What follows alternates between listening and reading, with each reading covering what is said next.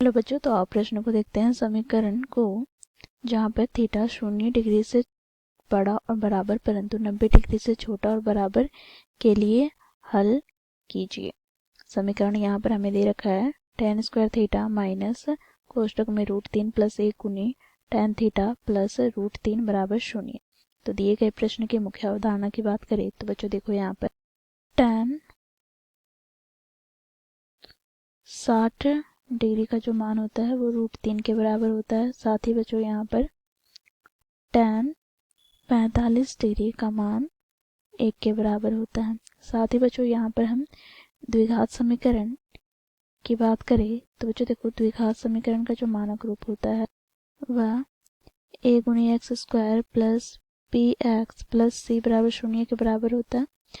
तो यहाँ से बच्चों जब हम इसके हल करें तो इससे बच्चों हम गुणनखंड विधि द्वारा हल करेंगे। तो गुणनखंड विधि में हम क्या करते हैं तो आओ देखें। तो एक्स स्क्वायर का जो गुणांक है अर्थात a को हम गुना करते हैं अचर पद से अर्थात c से, तो हमें यहाँ पर गुणनफल प्राप्त हो जाएगा ac। अब बच्चों इसे हम दो संख्या में इस प्रकार तोड़कर लिखते हैं कि इन संख्याओं को जोड़े तो हमें वो b के बराबर प्राप्त हो जाए अर्थात x के गुणांक के बराबर प्राप्त हो जाए, और जब इन संख्याओं को गुना करें तो ac के बराबर प्राप्त हो जाए। तो बच्चों देखो यहाँ पर d और e में से हम विभाजित कर दिए ac को। तो यहाँ से इसे हम क्या लिख सकते हैं तो देखो द्विघात समीकरण को हम यहाँ पर लिखेंगे a गुनी एक्स स्क्वायर प्लस b के स्थान पे इन दोनों संख्याओं का योग अर्थात d प्लस e गुना में x प्लस क्या हो जाएगा c बराबर 0। तो इस प्रकार बच्चों हम द्विघात समीकरण को गुणनखंड विधि द्वारा मध्य पद को विभाजित अर्थात तोड़कर लिखते हैं। तो इस मुख्य अवधारणा की सहायता से हम दिए गए प्रश्न को हल करेंगे। तो प्रश्न में हमें समीकरण क्या दे रखा है तो इसे लिखेंगे दिए गए समीकरण क्या है तो देखो यहाँ पर tan स्क्वायर थीटा माइनस कोष्टक में √3 प्लस 1 गुनी tan थीटा प्लस √3 बराबर 0। बच्चों देखो यहाँ से हम tan थीटा को x मान लेते हैं, ठीक है। तो यहाँ से बच्चों देखो हमें समीकरण क्या प्राप्त हो जाएगा तो एक्स स्क्वायर माइनस कोष्टक में √3 प्लस 1 गुनी एक्स प्लस यहाँ से √3। अब बच्चों देखो यहाँ पर मध्य वाले पद को हमें तोड़कर लिखना है।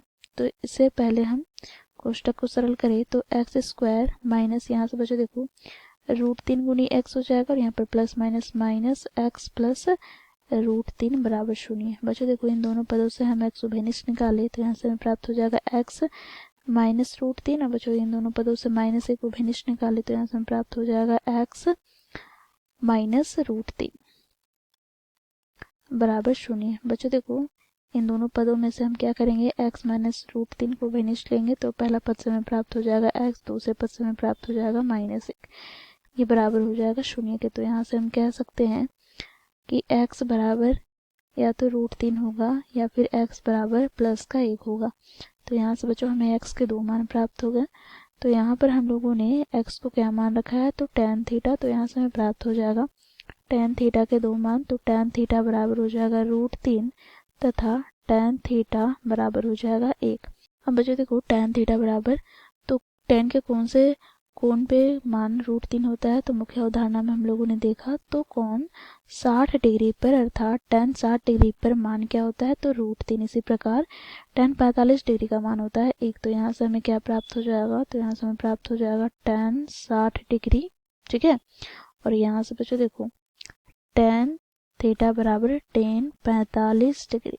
तो यहाँ से हमें थीटा का मान प्राप्त क्या हो गया तो 60 डिग्री और यहाँ से हमें थीटा का मान प्राप्त हो गया 45 डिग्री।